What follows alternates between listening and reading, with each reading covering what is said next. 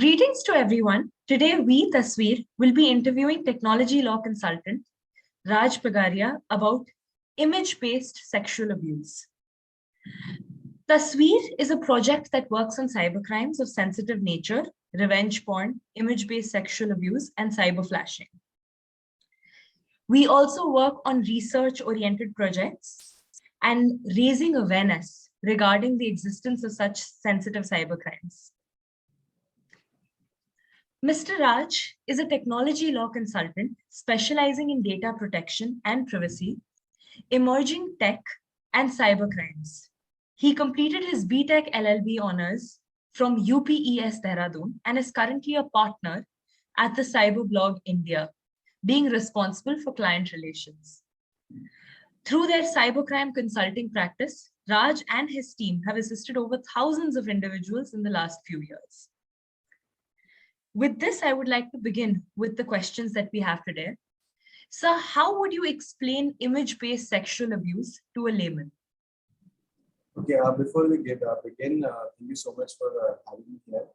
And I would like to congratulate the entire Tasveer team for working on an issue that is pertinent, is pretty much like quite serious, sabke saath ho raha hai, and not a lot of people want to talk about it out in the open. So congratulations to all of you. And I hope you keep on doing all the good work that you've done so far. Now, coming back to your question, whenever there is a picture or a video that you would, in your common discussion, say कि ये private photo है, ये private video है, जब उसको use किया जाता है for blackmailing someone, for harassing someone, for asking for unwanted sexual favors, पैसे मांगने के लिए, कहीं पर मिलने के लिए, so all of this comes into image-based sexual abuse, where your private or your personal photos or videos, which are sexually explicit in nature, are being used to threaten, harass, or extort money out of you.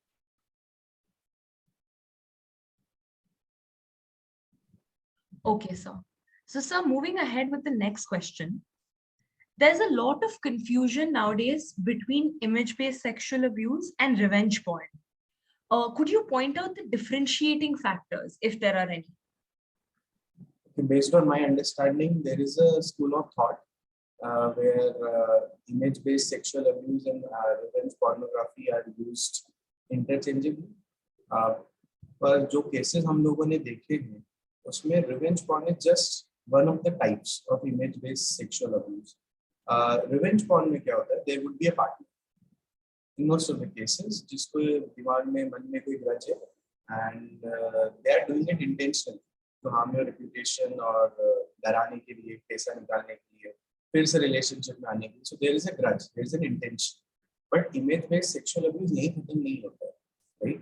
For example, somebody recorded me while I'm in the bathroom, और वो video उसने internet पर upload कर दिया. Now a lot of people are downloading it and then uploading it. So every time this particular video is getting downloaded and re-uploaded, I'm getting re-victimized. So this is also image-based sexual abuse. और हो सकता है कि ये 2 साल तक होता रहे और मुझे पता ही ना हो कि मेरा एक वीडियो वहां पर भी. फिर ये भी होता है that a lot of times people end up sending their pictures in wrong groups or in wrong conversations. और वहां पे जो भी ग्रुप के participants हैं या जो भी आपके followers हैं, somebody can take a screenshot and then start using to blackmail you. For example, we had this case that we received, I think, a day before yesterday, where there is a boomerang video that a lady created, and she only wanted to send it to a friend of her, and she ended up putting it on her story. So now somebody who is a follower on her Instagram account took screenshots of that video, and now they've created a fake account and now they are blackmailing this. So this person is not definitely a former partner, just somebody who she knows, but not exactly कौन है. Okay. जानने वाला है पर exactly कौन है नहीं पता. So this is again, अभी वो अलग-अलग messages जिसके डराएगा, धमकाएगा, favors मांगेगा और photos मांगेगा. कोई भी ऐसी comment pass करेगा which will insult her modesty. तो ये भी image-based sexual abuse में आता है.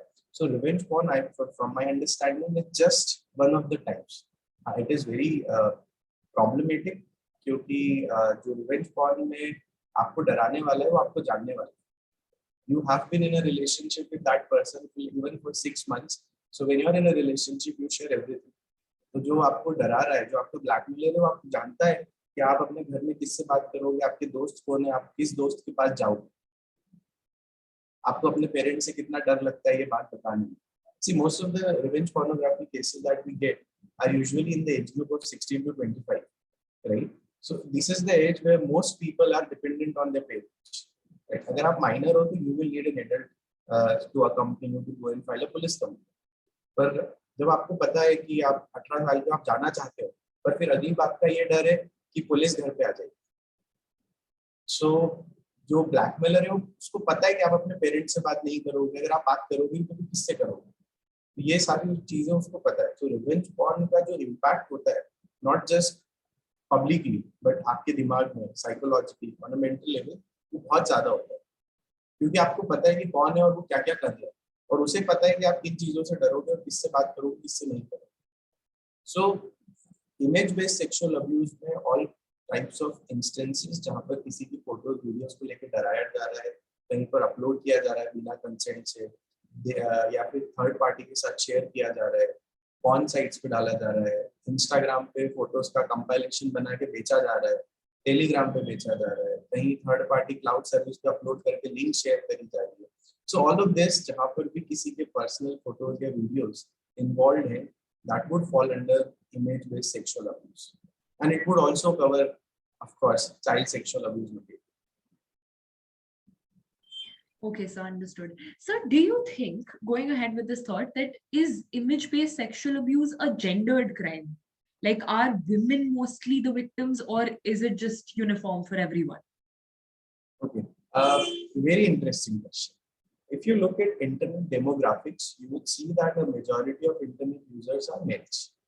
एंड जो कम यूजर्स है, which अगर हम जेंडर वाइज ही देखें तो उनके अगेंस्ट जो होने वाले क्राइम्स है वो कंपैरेटिवली बहुत ज्यादा है. So there was this research that my team was conducting. तो उस रिसर्च का फोकस ही ये था that why women are disproportionately affected by cyber crimes. So if you take out financial crimes from the cyber crimes, and when you are looking at non-financial crimes like identity theft, account hack हो जाना, photos videos का misuse होना, बिना consent के upload होना, you would realize that victims are more or less females. Before 2020, whenever a sextortion case would come to us, we would presume by default that the victim is female. Right? Because then you had a flurry of sextortion cases coming in from WhatsApp calls getting recorded. Then we stopped presuming that. But before 2020, it was like 90 out of 100 cases are going to be those where victims are going to be females. But if you look at the larger picture, yes, women are disproportionately affected. So if you look at any community that is smaller in size, that is marginalized, जिनके पास इतना public level में platform नहीं है अपनी बात रखने के लिए, they would be disproportionately affected. So it won't be just true for women, but I would say it would also be true for the LGBTQIA community at large. Okay, sir. So having handled so many, cases of, such nature, what do you think are the causes of image-based sexual abuse?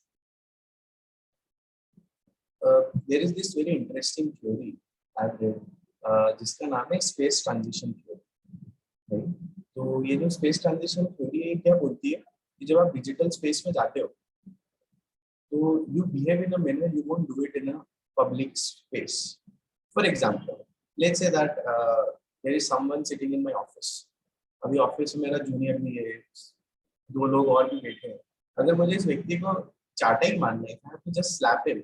मैं 4 बार सोचूंगा कि यार देखने वाले 3 लोग हैं, ये देखेंगे तो ये आई विटनेसेस होंगे. अगर मुझे किसी को गोली भी चलाना है, आई वुड बी वरीड कि ये सारे लोग देखेंगे. तो फिजिकल स्पेस में ये कंस्ट्रेंट्स होते हैं कि अगर मुझे किसी को पीटना है, किसी को परेशान करना है, गलत कमेंट्स पास करने हैं, I have to be present in the physical vicinity of that person. पर यही काम जब मैं डिजिटल स्पेस में करना चाहता हूँ, I can create a fake account, I can create a fake virtual number, and I can send as many messages I want without any restriction. क्योंकि स्क्रीन के इस साइड में बैठा हुआ हूँ, ये तभी पता चलेगा जब पुलिस इन्वेस्टिगेशन करेगी.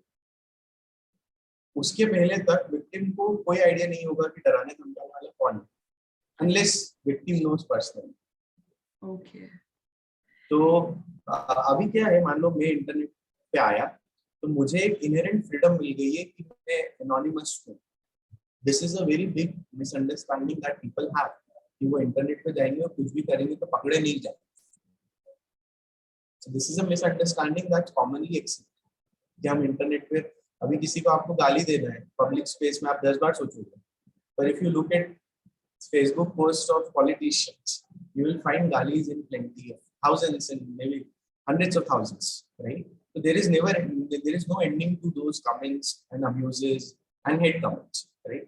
तो वही है कि जब हम इंटरनेट पर आते हैं, जब हम इंटरनेट चलाते हैं या जब हम किसी ऑनलाइन प्लेटफॉर्म से इंटरेक्ट कर रहे हैं, तो जो करने वाला है उसको ये पता है कि ये लड़की या लड़का जो भी विक्टिम है वो जाके रिपोर्ट नहीं करेगा, और रिपोर्ट करेगा तो इन्वेस्टिगेशन में बहुत टाइम लगेगा।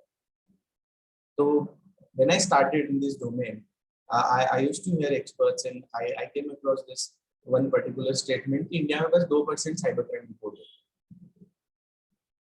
So if I am the perpetrator, there is a good chance that मेरा वाला case report ही नहीं है। And on top of that, अगर report भी हो गया, तो if you look at NCRB की reports or if you look at conviction rate, it's very poor. तो अगर report भी हो गया, तो मुझे पता है कि सारे offenses more or less available है। I would come out on bail and मेरा 2-3 साल में एक्विटल हो जाएगा, राइट? तो अभी लोगों को एक्विटल और इतनी सारी इंफॉर्मेशन नहीं भी पता होती है, पर उनको ये तो पता है कि मैं एनोनिमस हूँ, which is a misunderstanding.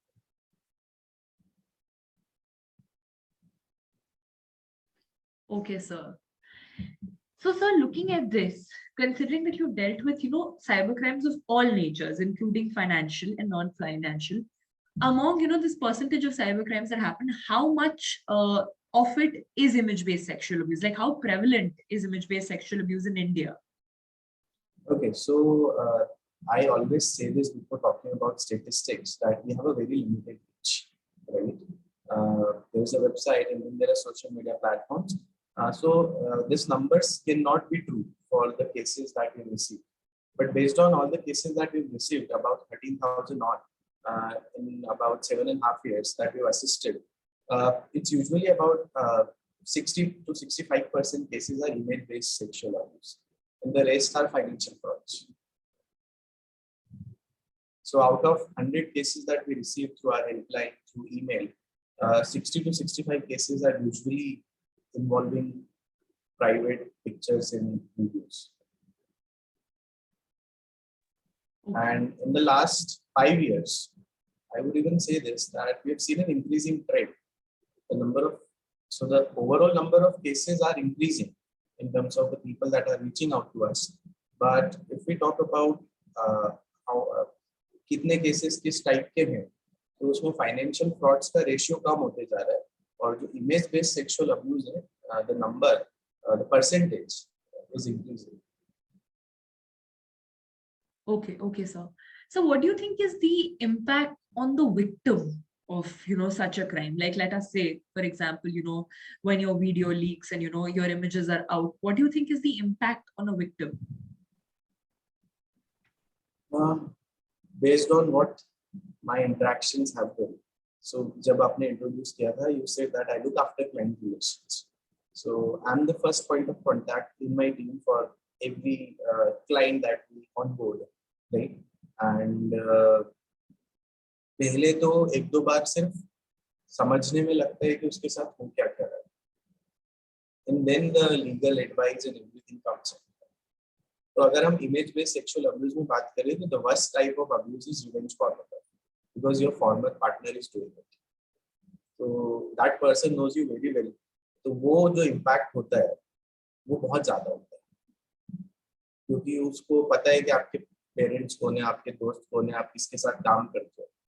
So they know everybody in your network, right?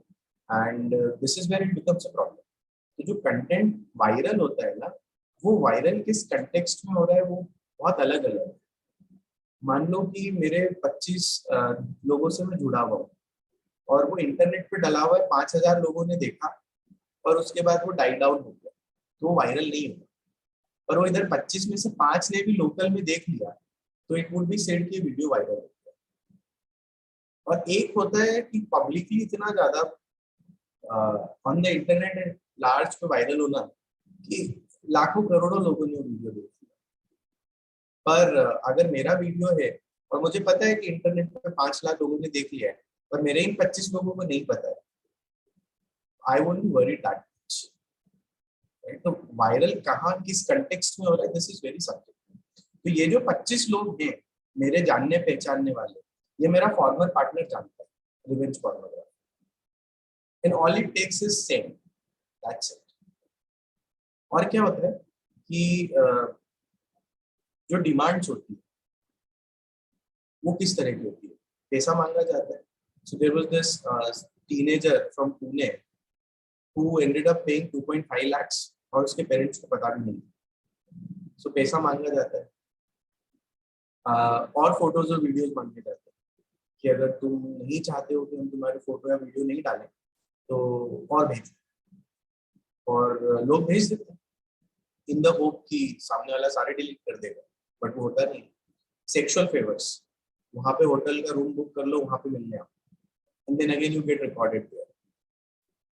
Physical abuse, we have received so many cases जहां पे फॉर्मर पार्टनर्स ने अपने एक्स के साथ डराने धमकाने पर फिजिकल अब्यूज, मारा पीटा, फोर्स्ड सेक्सुअल रिलेशनशिप्स, कि आपकी कंसेंट नहीं है but you are still a part of it क्योंकि आपको डराया जा रहा है। सो ये एक बार किसी के पास आपके फोटोज है और वो आपका फॉर्मल पार्टनर है, तो these are the possibilities. And yes, how to forget, internet पर अपलोड किया जा सकता है। तो जो पब्लिकली अवेलेबल प्लेटफॉर्म्स है वहां पे आप ढूंढ सकते हो, वहां पे आप हटवा सकते हो। जो व्हाट्सएप पे शेयर होगा उसको आप कैसे ढूंढोगे, कैसे हटवाओगे? वहां तो व्हाट्सएप बोलेगा कि हमारे पास तो एंड टू एंड एन्क्रिप्शन है, हमें नहीं पता क्या शेयर है। तो ये हो गया रिवेंज पॉइंट। अभी ऐसे भी केसेस देखने में आए हैं पिछले 2-3 सालों में, where you would sign up on a dating application, you will go and meet that person, फिर 2-3 डेट्स होती है, then they get a room और they go to each others place and then they get recorded there, और उन्हें पता भी नहीं है that the other partner is recording, और फिर वो ब्लैकमेल करना शुरू करते हैं। इवन दो वो relationship, it was not a full fledged relationship, it was still in early phases, उसको बहुत सारी चीजें आपके बारे में पता चल चुकी होती है, तो उसका भी इम्पैक्ट वही मेंटल, इमोशनल, साइकोलॉजिकल हर लेवल पे। क्योंकि एवरी टाइम होता क्या है ना कि we call the sexual relationship act as a private act, right? And there was this post that we made, I think back in 2015, उसका टैगलाइन था let private be private, right? तो व्यक्ति को ये डर होता है कि मेरा वीडियो बाहर आ जाएगा, मेरे पेरेंट्स देख लेंगे, मेरे दोस्त देख लेंगे, मेरे कंपनी वाले देख लेंगे, मुझे नौकरी से निकाल देंगे, मुझे कॉलेज से निकाल देंगे, मेरी पढ़ाई बंद करवा दी जाएगी, मेरी शादी करवा दी जाएगी। So all of this is what goes in a victims head जब ये डराया धमकाया जाता है। और होता क्या है, विक्टिम इतना डर चुका होता है कि they are very close to accepting what the blackmailers demand, कि चलो यार दे दो 50,000 खत्म हो जाएगा, ठीक है एक बार मिल लेते हैं खत्म हो जाएगा, और 2 फोटो भेज देते हैं खत्म हो जाएगा। But this is not how it works. So you what we do is we always tell people contacting us that वो आपको तभी तक डरा सकते हैं जब तक आप उसको दिखाओगे कि आप डर रहे हो। The point you decide that आप नहीं डर रहे हो, तो उसको वो भी बैकफुट पे जाएगा। तो ये भी इम्पैक्ट है। फिर बाकी कुछ ऐसे केसेस होते हैं जब आपको ऐसे पोजीशंस में रिकॉर्ड कर लिया जाता है जब आपने ना तो फोटो भेजा है ना ही आपका फॉर्मर पार्टनर है, जैसे आपने फोन रिपेयरिंग के लिए दिया और आपके फोन से वीडियो निकल गया, अब आपको पता ही नहीं है किसने किया। सो अगर आप पुलिस स्टेशन चल भी गए तो you would have no idea कि it would be a complaint against an unknown person. And so it's pretty much, photo को मॉर्फ भी किया जाता है, फोटो को अलग अलग नाम से, एक ही वीडियो को इंटरनेट पे 10 टाइटल के साथ अपलोड किया जाता है। एक वीडियो है जिसमें 2 टीनेजर्स हैं, वो वीडियो इंडियन स्कूल किड्स के नाम से भी डला हुआ है, वो ब्रदर सिस्टर के नाम से भी डला हुआ है, वो आंट नेफ्यू के नाम से भी डला हुआ है, टीचर स्टूडेंट के नाम से भी डला हुआ है। So it's an endless vicious cycle. तो जब एक वीडियो इंटरनेट पर डल जाता है ना, तो you never know how big of thing it can become unless you sit down and start searching for कि कहाँ पर वीडियो अपलोडेड है। तो जो इम्पैक्ट होता है विक्टिम पे वो इतना ज्यादा बढ़ जाता है क्योंकि वो बिना कंसेंट से अपलोड है, राइट? तो every time that video is watched, that video is downloaded, that video is uploaded, the victim gets re-victimized at every point. Right? Yes, sir. So nowadays there's this very common term that is used for such crimes, and that is the term usage victim blaming, wherein basically the victim is blamed and told that why did you send such pictures? Why are you even clicking such pictures? And this is very common, especially in India, wherein in general, even in crimes like rape, etc., women are very often blamed that, you should not go out at night. You should not have gone on the bus. You should have not traveled by a private vehicle. You should not take a job. So just like that, now, image-based sexual abuse has become another platform wherein, women especially are being told that why did you click such a picture? If you're clicking such a picture and sending it to somebody, then you run the risks. So what are your thoughts on victim blaming? Most of the cases that when people reach out to us, वो खुद को blame करने लग जाते हैं कि हमारी गलती थी, मुझे नहीं करना था. If you are blaming yourself, आप किसी को भी बताओगे तो they are going to blame you, which I think is very wrong, right? अभी जो हो चुका है that cannot be changed, that's there. But आगे क्या होगा that can be changed. तो अगर आप victim को blame करोगे तो किसी का कोई फायदा नहीं होगा. The perpetrator will continue to remain on loose. So I have never been in favor of blaming the victim. Let me tell you something interesting. Whenever we start our consultation call, so there is a very standard structured way of doing a consultation call, and पहले मैं introduce करता हूँ अपने आप को, फिर मैं अपने clients को बोलता हूँ there are two assurances that I would like to give. The first is about confidentiality, and second is about no judgments. Because anything can happen with anyone. आज मैं आपको एडवाइस दे रहा हूँ कि आपका वीडियो रिकॉर्ड हो गया या आपको ब्लैकमेल किया जा रहा है, कल यही मेरे साथ भी हो सकता है, क्योंकि all it's going to take is वो 2 सेकंड की गलत decision. So no judgments from our side, जो भी इंसिडेंट है खुल के बताओ. So victim blaming is not going to lead anyone anywhere. अब जो प्रॉब्लम है उससे सॉल्यूशन कैसे निकाला जाएगा या विक्टिम की रिस्क कैसे कम की जाएगी is what matters, especially when you are in a role like us where people are reaching out to us and we are the first responders to guide and advise them. So we always prefer understanding कि क्या क्या हुआ है और अब आगे क्या कर सकते.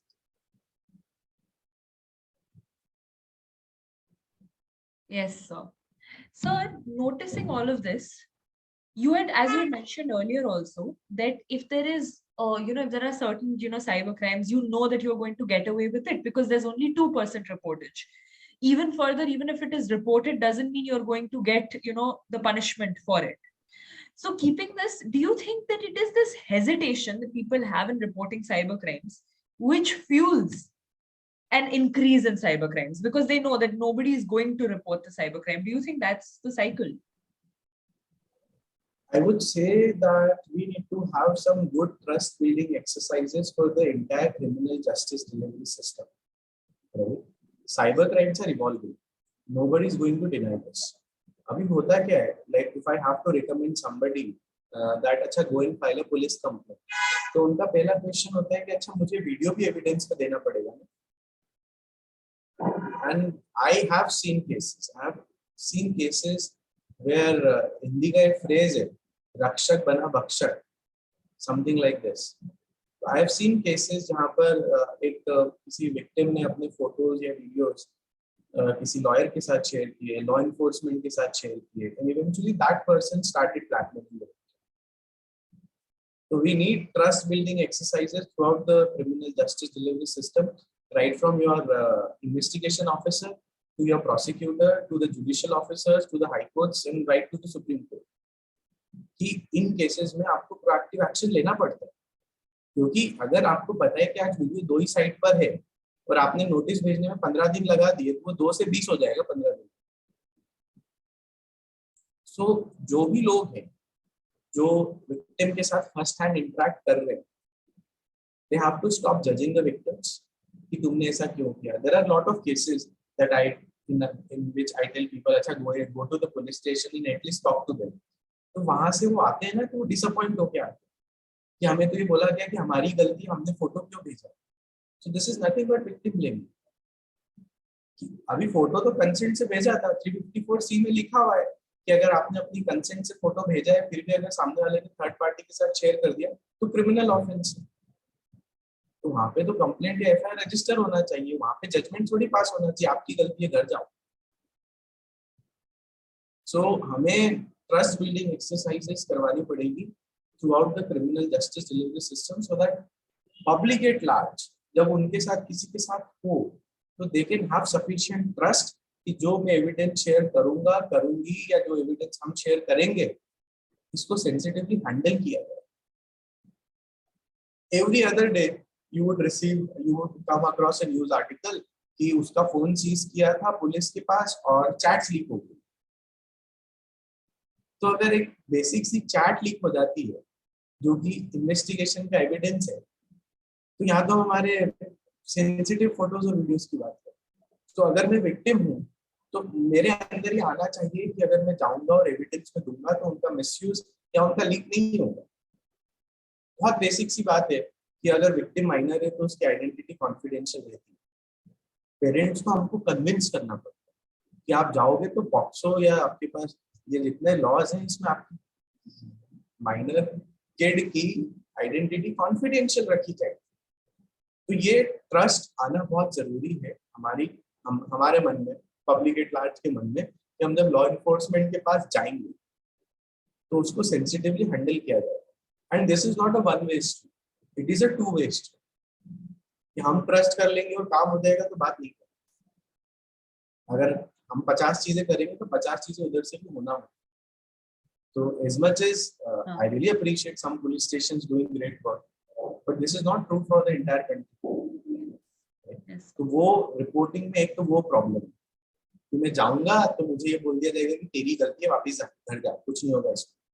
या ये तो हम इन्वेस्टिगेशन ही नहीं करते, इसमें तो साइबर जाना पड़ेगा. जबकि कोई पुलिस स्टेशन एफआईआर लेने से मना नहीं कर सकता.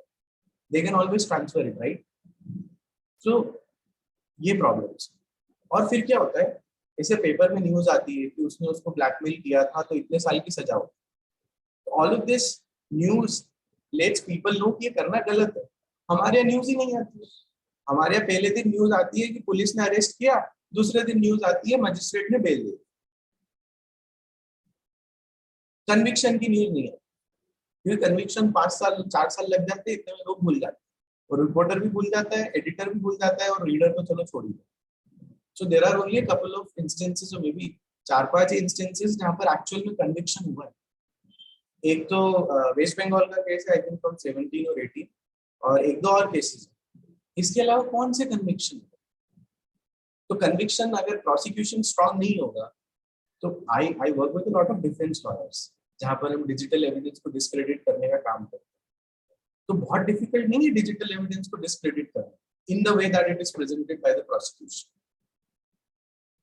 तो अगर प्रोसिक्यूशन स्ट्रांग नहीं है और उस पर्टिकुलर डिजिटल एविडेंस के अंडरस्टैंडिंग हमारे जुडिशियल ऑफिसर्स में नहीं है तो वो कन्विक्शन बहुत मुश्किल है. So as I said, we need trust building exercises and capability building programs throughout the entire criminal justice delivery system.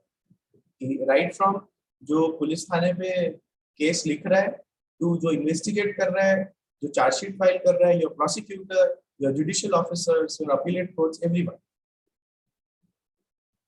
अगर ऐसा नहीं हुआ तो अभी क्या होगा, इंडिया में इंटरनेट यूजर्स बढ़ रहे हैं. When we started ऐसा बोला जाता था कि 12% पेनिट्रेशन रेट है, मतलब रफली about 18 crore internet users. Now if you look at reports they will tell you that करीब 70-75 करोड़ इंटरनेट यूजर्स. तो ये 7-8 साल का डिफरेंस. तो ये इंटरनेट यूजर्स बढ़ेंगे, पॉपुलेशन कम नहीं होगी, नहीं इंटरनेट यूजर्स कम होंगे, unless we reach that saturation point.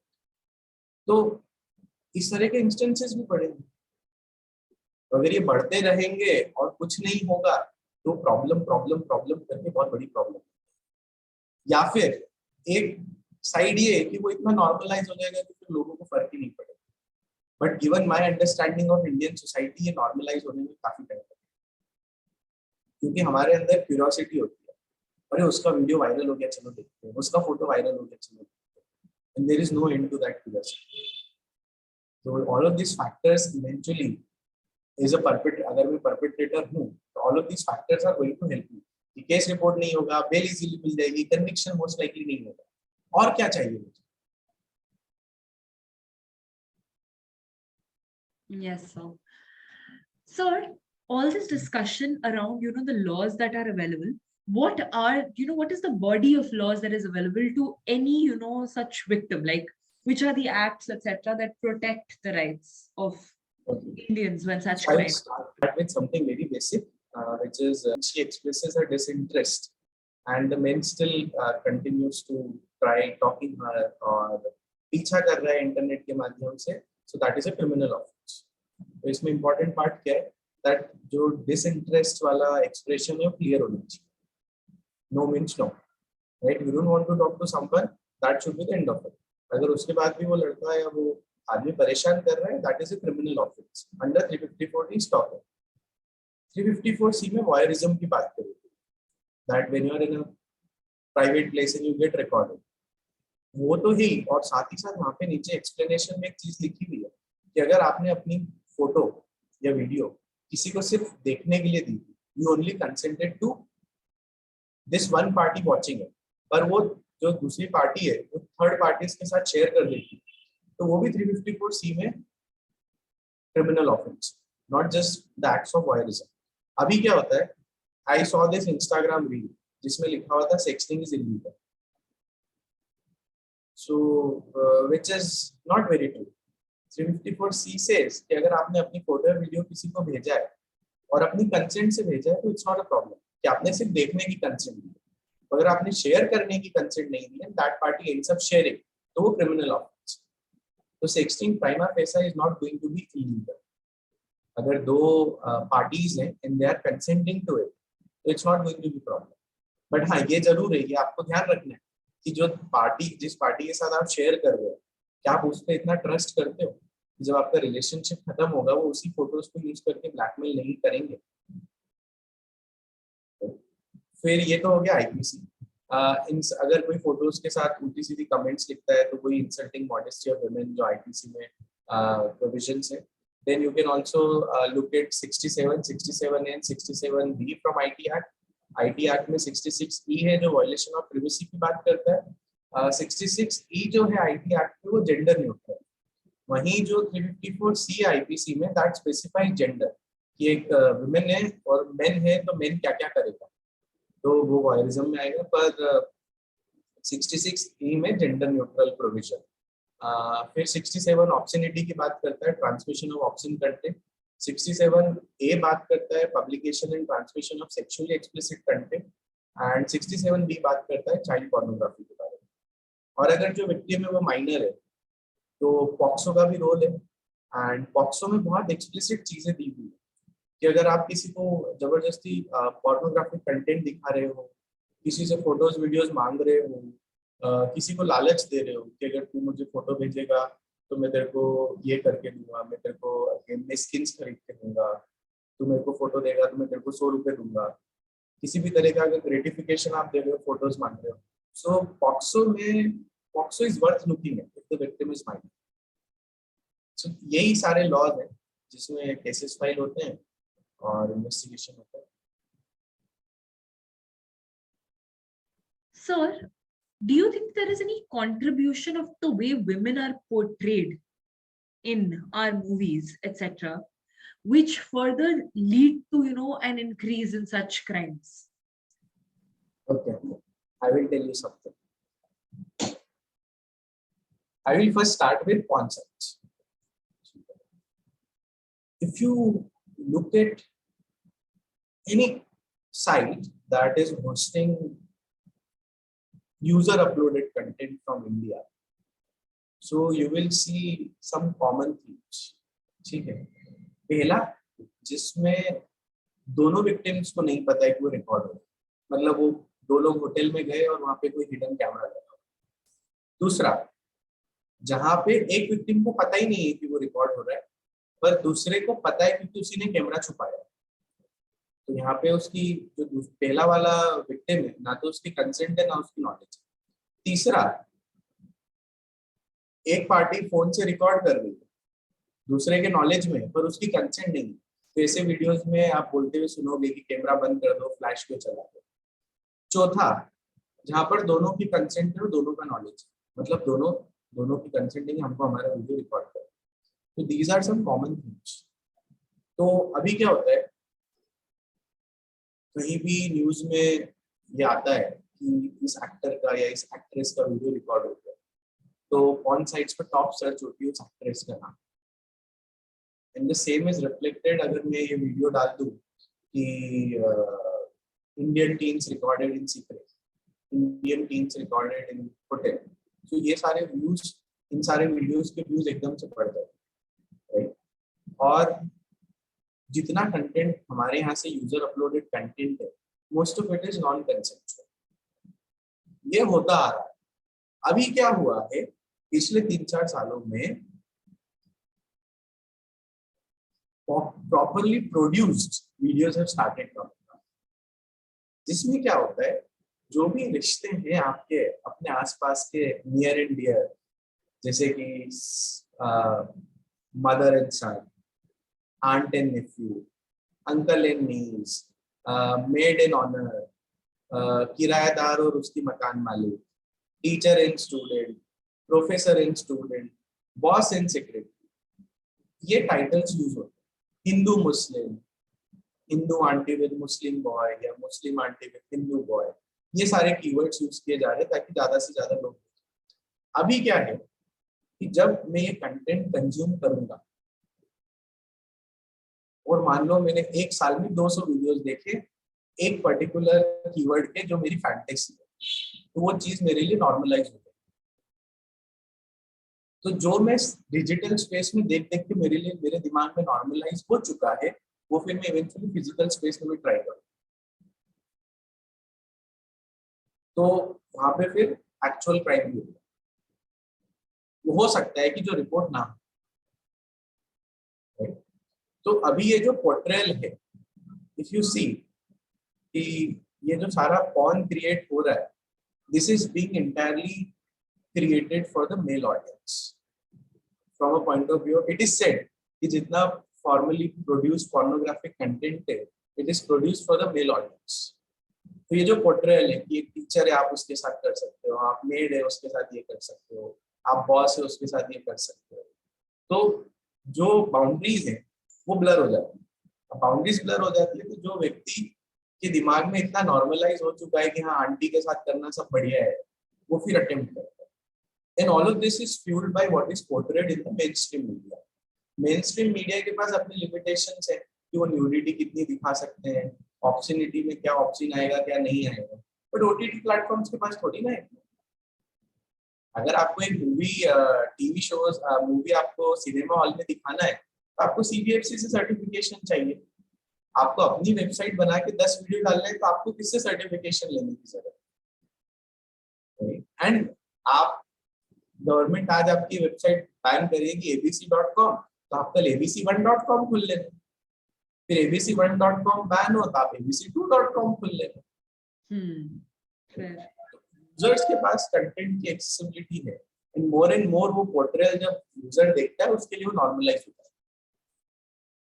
तो वो पोर्ट्रेल जो होता है, अभी क्या है कि इस पोर्ट्रेल से ना जो व्यूअर है वो बाय डिफॉल्ट प्रिज्यूम कर लेता है that everybody is sexually available, which is very wrong. क्योंकि जब आपने प्रिज्यूम कर लिया दैट दिस पर्टिकुलर लेडी और this particular girl is sexually available, वहां पे फिर आप कंसेंट की इंपॉर्टेंस खत्म होगी ना। क्योंकि यू प्रिज्यूम कि उसने उस वीडियो में ऐसा किया था, इसने भी यहाँ पे ऐसा किया है तो ये available, which is very wrong. Consent varies from person to person, right. तो ये पोर्ट्रेयल से इतना लॉन्ग टर्म इम्पैक्ट है जो लोगों के दिमाग में आ रहा है। So I'm all in for watching pornographic content, but I'm definitely not in for watching content जहाँ पे clearly intentionally ऐसा दिखाया जा रहा है जो लोगों के दिमाग पे लॉन्ग टर्म इम्पैक्ट करेगा। Sir, nowadays to avoid such situations, etc., intermediary guidelines have been brought by all social media platforms, so that at least on, Instagram, Facebook, such content is not shared, not posted, not, even promoted in any manner. So when this happens, then do you think that these intermediary guidelines are able to actually serve their purpose, or they're just a shot in the dark? It's just a, futile attempt. I won't say it's a futile attempt, क्योंकि बहुत सारे ऐसे sites थे, Indian sites, जो हमारी legal request को नहीं मानते, and most of our clients don't prefer going to the court and getting a court order. So all we can say do is send a request over an email, ये content हटा दो. But ever since the intermediary guidelines have come, एक दिन में काम हो जाता है.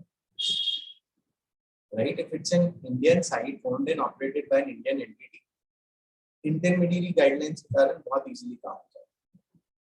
But what I think कि हमें क्या जरूरी है या क्या हम लैक करते हैं is reporting mechanism for sites that are not Indian. Not Indian as in that are not hosted in India. मतलब मैं इंडियन नाम के कीवर्ड के साथ रशिया में भी साइट होस्ट कर सकता हूँ. तो वो रशिया में जो होस्टेड साइट है उससे मैं कंटेंट रिमूवल कैसे कर रहा हूँ. अभी हम बोलते हैं ना कि डीएमसीए इतना बड़ा लॉ है, डीएमसीए से आप कहीं भी किसी को नोटिस भेज सकते हो. तो हमारी गाइडलाइंस ऐसी होनी चाहिए कि उनमें इतना स्ट्रेंथ हो कि लोग जब किसी के पास रिपोर्ट जाए कि नॉन कंसेंसुअली अपलोडेड पिक्चर या वीडियो है तो हट जाए. वो ये नहीं बोले कि हम इंडिया के लॉज नहीं मानते, या वो ऐसा ना करे कि वो रिप्लाई ही ना दे. So as far as Indian entities, our experience with Indian entities is concerned, the Digital Media Ethics Code, the entire 2021 guidelines have been very efficient because we can quickly quote a particular rule from this guideline and get the things done. But for the sites that are outside India or they do not identify themselves as hosted out of India, content removal continues to remain a challenge. फिर उसमें कोई फर्क नहीं पड़ा. जितनी मेहनत पहले करना पड़ रही थी उतनी मेहनत आज भी करनी पड़ी. So that is one area where we can have something concrete. कि अगर आपको इंडिया में काम करना है, इंडियन यूजर्स चाहिए, तो these are the things that you have to do. Okay.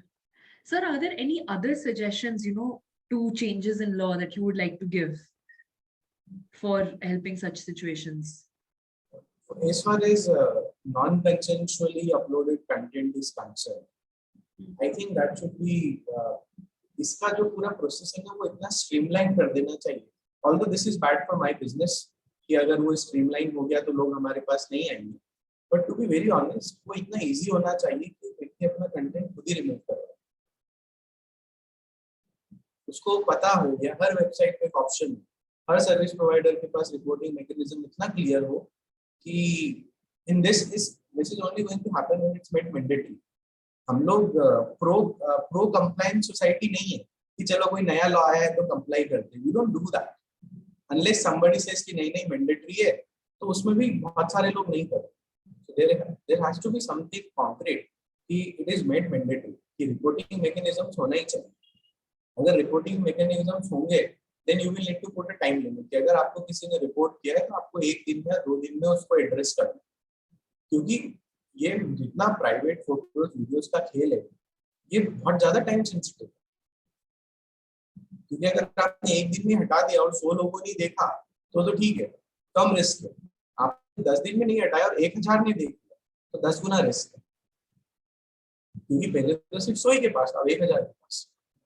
तो रिपोर्टिंग मैकेनिज्म्स बहुत क्लियर होना चाहिए हर प्लेटफॉर्म पे, not just your prominent platforms like social media and in the platforms that are well known, but also on the platforms कि जहाँ पे किसी का अगर वीडियो चल जाए तो उसको पता है कि अच्छा इस पे रिपोर्ट का बटन है, यहाँ जाके रिपोर्ट करना.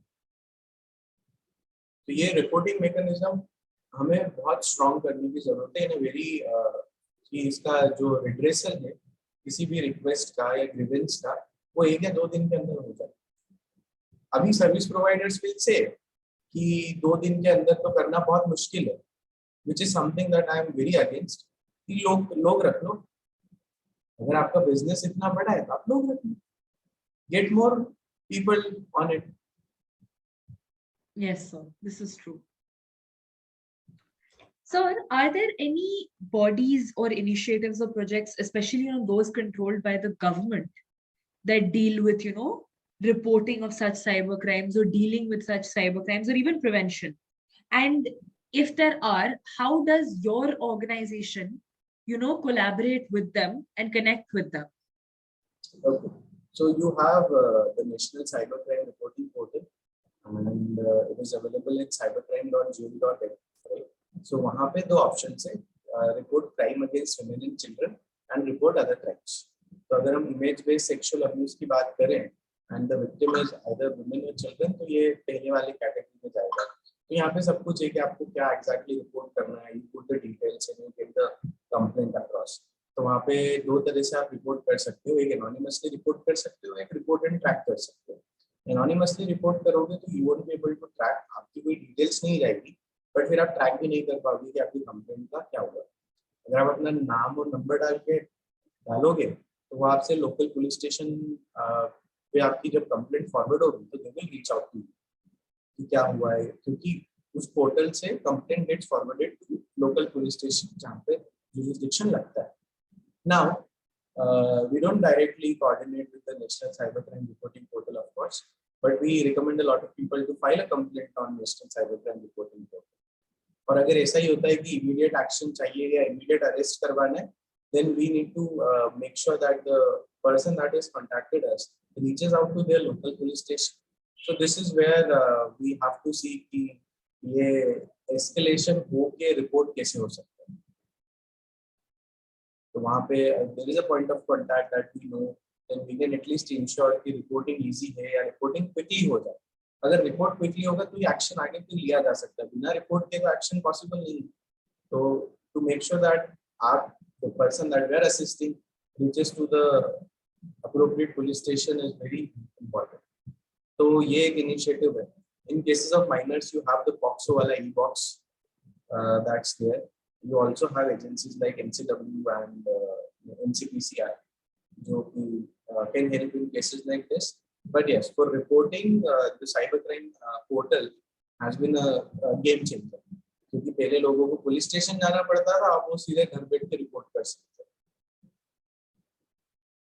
So we identify ourselves as a consulting practice. So we have lawyers in the team. We have people with tech background in the team. So we don't actually investigate, because private investigation is something that we don't do. So as far as advisory or assisting or content removal या content searching is वो तो हो जाता है, but जहाँ पे report करवाना होता है वहाँ पे देखना पड़ता है कि कौन से पुलिस स्टेशन में जाएगा, वहाँ पे साइबर पुलिस स्टेशन है या नहीं। अगर साइबर पुलिस स्टेशन है तो व्यक्ति सीधे साइबर पुलिस स्टेशन जा सकता है। तो ये सारा वर्कआउट करना पड़ता है, क्योंकि अभी वेबसाइट के थ्रू जो केसेस आते हैं वो पूरे देश से आते हैं। So there is a good chance कि मुझे नहीं पता कि इस पर्टिकुलर स्टेट में साइबर पुलिस स्टेशन है या नहीं, तो फिर वहाँ पे we need to do a little bit of ground work कि पता करो वहाँ पे है या नहीं, वहाँ पे किसी को हम जानते हैं क्या, हम इसको डायरेक्टली कनेक्ट करवा दें ताकि वो रिपोर्ट कर ले। हम तो हर जगह नहीं जाएंगे। For example I am based out of Indore, तो मैं इंदौर से हर केस के लिए तो हर शहर में जाऊँगा नहीं। तो एटलीस्ट वो लोकल पॉइंट ऑफ कॉन्टैक्ट से क्या होता है, काम हो जाता है, वो केस रिपोर्ट हो जाता है, क्योंकि रिपोर्टिंग बहुत जरूरी है।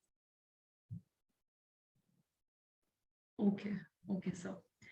So lastly, coming to one of my last questions, and that is, what preventative steps, should be taken by all the people, all the citizens of India, everyone staying here, to protect themselves from becoming a victim of such crime? Because, prevention is always better than cure. So what are those steps? जो image based sexual abuse की बात करते हैं, तो there are three kinds of images or content that can be created. पहला self generated, दूसरा self generated मतलब जो आपने किसी को भेजा है या आपने किसी के साथ रिकॉर्ड किया है, दूसरा जब दोनों पार्टीज ने रिकॉर्ड किया, और तीसरा जब आपको पता ही नहीं कि आप रिकॉर्ड होते हैं। तो जब आपको पता ही नहीं है आप रिकॉर्ड हो गए हो, तो आप तो मेक श्योर कि अगर आप किसी प्राइवेट स्पेस में हो, एक रूम में हो, एक बंद कमरे में हो, और अगर आप वहाँ कुछ भी ऐसा प्राइवेट एक्ट कर रहे हो, you have to make sure कि वहाँ पर कैमराज नहीं है. There are no hidden cameras. So don't go to shady places, don't go to places where आपको थोड़ा बहुत डाउट लग रहा है. For example, there have been cases where somebody found someone on the dating application.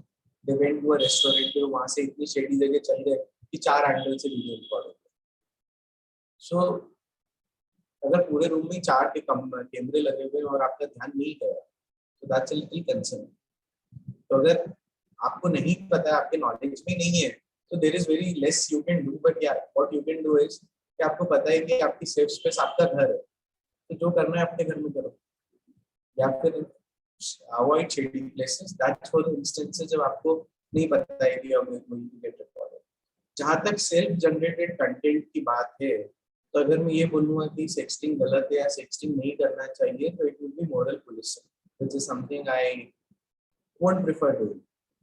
But अगर आपको sexting करना है, तो make sure that the other party is consenting to it. क्योंकि आप बिना कंसेंट से भेजोगे तो you are doing nothing but cyber flashing, right. तो अगर आप माइनर हो, then you have to be very careful. क्योंकि जब जैसे स्कूलों में मुझसे पूछा जाता है, we do lot of workshops in schools and communities, so ये क्वेश्चन पूछा जाता है कि हम ये कैसे डिसाइड करें कि हम ये फोटो भेज सकते हैं या नहीं भेज सकते. So I tell school kids a very simple thing कि अगर तुम एक चौराहे पे खड़े होकर कोई काम कर सकते हो, वो फोटो भेज सकते हो. अगर तुम वो काम चौराहे पे खड़े होकर नहीं कर सकते हो, तो तुमको फोटो नहीं भेजना चाहिए. This is my advice. अभी भेजना है नहीं भेजना है योर डिसीजन, राइट. पर अगर वो काम तुम चौराहे पे खड़े होकर नहीं कर सकते हो, तो you should not send it. अभी क्या है, फॉर एडल्ट्स अगर दोनों parties are consenting to it, तो it should not be a problem.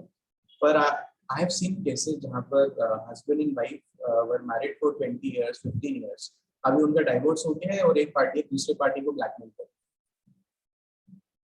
सो जिस पे आप ट्रस्ट करो, सही से करो. And don't trust everybody. Trust but always verify. And अगर भेजना ही है, तो you can always send it without your face.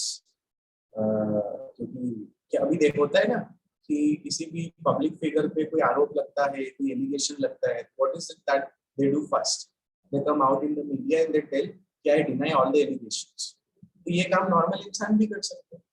So without your face in it, there is a good chance कि it cannot be correlated to you. अगर आपको भेजना है, तो you can take care of all these things.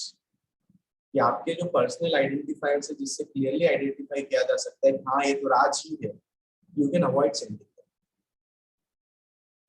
और अगर ऐसा ही है कि नहीं हमें नहीं करना है ऐसा वैसा, तो लेट प्राइवेट भी प्राइवेट. क्योंकि एक बार मैंने किसी को कोई फोटो भेजा और सामने वाले के पास सिंकिंग आईक्लाउड है, तो वो उसके लोकल डिवाइस में भी जाएगा और सिंक्रोनाइज भी होगा. तो आप उसको भले ही फोन से डिलीट कर दिया, पर देयर इज नो गारंटी कि उसके आईक्लाउड से भी डिलीट हो. Yes. लोग वीडियो भेजते हैं गैलरी का रिकॉर्ड करके अपनी गर्लफ्रेंड्स को, अपने बॉयफ्रेंड्स को, कि देख मैंने तेरा फोटो डिलीट कर दिया, पर वो वही उन्होंने गूगल ड्राइव पे अपलोड कर दिया होता है. या फिर हम जो इंटरनेट से कंटेंट रिमूवल करवाते हैं, वी हैव नेवर सेड कि हम 100% कंटेंट रिमूवल करवाते हैं, क्योंकि 100% पॉसिबल ही नहीं. Success rate is 92%. तो वो 8 जगह फिर भी बचेंगे. तो अगर एक बार कुछ बाहर चल गया इंटरनेट पे, तो उसको पूरी तरह से हटवाना is next to impossible. Whatever you share, be a little cautious. Think कि ये तुम्हारा रिलेशनशिप अगर खराब हो जाएगा तो सामने वाला क्या कर सकता है. एंड या like if you want to do it. But अगर कहीं कुछ गलत हो जाए, कहीं कुछ प्रॉब्लम हो जाए, तो डोंट पैनिक. पैनिक अगर आप होते हो तो आप गलतियां करते हो. At the end of the day it's just a picture और अ वीडियो. और उस वीडियो में ऐसा कुछ नहीं होगा जो बाकी के लोगों ने नहीं देखा कहीं और. अगर आप पैनिक करोगे, अपन हम जब खुद के पर्सपेक्टिव से सोचते हैं तो हम बहुत ज्यादा घबरा जाते हैं. तो अगर घबरा जाओगे तो डिसीजन नहीं ले पाओगे करने का. It's very important that you be a little patient. हाँ पता है that something like this has happened, नहीं होना चाहिए था, पर अब हम इस पे नहीं डेलिब्रेट कर सकते कि होना चाहिए था नहीं होना चाहिए. Of course. The point is to look forward. कि अब इसको minimize कैसे करना है, इसको फैलने से कैसे रोकना है, report कहाँ पे करना है, and that is how you deal with it. Instead of giving in demands that you don't want to fulfill, giving your hard-earned your or your parents' money,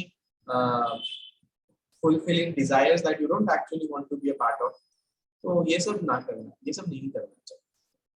तो अगर कभी कुछ हो तो इट्स लाइक दुनिया खत्म नहीं होगी.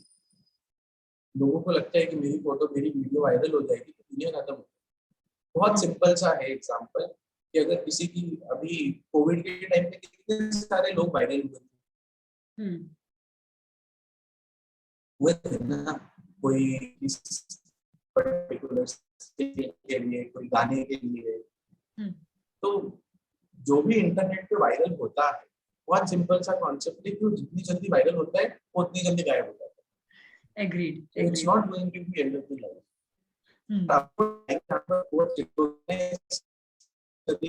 सबके पास राइटिंग है, तो it's never the end of the life. It's like ये हो गया, चलो इसको सॉल्व करो. तो ये हमारे लिए बात करना बहुत इजी है क्योंकि we have not been in the victim shoes, but we can always tell people if you ever reach in a situation like this, don't panic, there is a solution, don't give up just yet. So this is what I tell all my clients when we are doing content video. मैं पहले पूछता हूँ कि आप क्या काम करते हो, वो बोलता है मैं लॉयर हूँ, मैं इंजीनियर हूँ. तो मैं बोलता हूँ आप सॉफ्टवेयर बनाते हो ना, आप सॉफ्टवेयर बनाने पे फोकस करो, ये फोटो वीडियो हटवाने का काम हमारा, ये टेंशन हमारा. Give this to us, stop worrying about it. क्योंकि क्या होता है, इंसान का दिमाग ना बुरी सिचुएशंस की बिल्डिंग बनाता है, मंजिल बनाता है, तीसरी वो मंजिल बनाता है, और फिर ऊपर टॉप फ्लोर पे जाके बोलता है चलो अब लीप ऑफ फेथ ले और गिर जाओ. और जब वो लीप ऑफ फेथ वाला मोमेंट आता है ना, तब सेल्फ हार्म और सुसाइडल टेंडेंसीज आती है. So we want everybody to वाला नेगेटिव थॉट्स का building. This is why we say कि आप डेवलपमेंट करते हो ना, आप डेवलपमेंट पे फोकस करो. आप स्ट्रक्चरल इंजीनियर हो, आप अपने स्ट्रक्चर पर फोकस करो. ये कंटेंट हमको करना है क्योंकि हमें तो ये रोज ही करना है, day in and out. You focus on what you are supposed to do and let us worry about what we have. True, sir. So instead of offering this as a service, पहले बात करके समझना पड़ता है, विश्वास जीतना पड़ता है, क्योंकि people are going to rely on us. So we can't be full on commercial कि चलो चलो कर देते हैं. अगर लगता है कर सकते हैं, जरूरत है उसको तो ही करो, अगर उसमें जरूरत नहीं है तो फिर क्या जरूरत. This is why I said कि अगर स्ट्रीमलाइन हो गया रिपोर्टिंग मैकेनिज्म तो it's going to be bad for business, but वो बहुत जरूरी है. Well said, sir. Not everybody is going to Google and find us. Yes. Right? So for the people that are not finding us, उनके लिए वो at least reporting mechanism बहुत जरूरी है. Understood, sir. So this brings us to the end of this interview. I must say it is a pleasure for Tasveer to get this opportunity, and because it's been very enlightening. Every single question that you've answered, sir, has given me a lot of clarity, and I'm pretty sure it's going to give all our viewers also the same clarity, sir. Okay, I'm just glad that we could have this conversation. Thank you so much for inviting me, and all the best for everything that you do with Tasveer.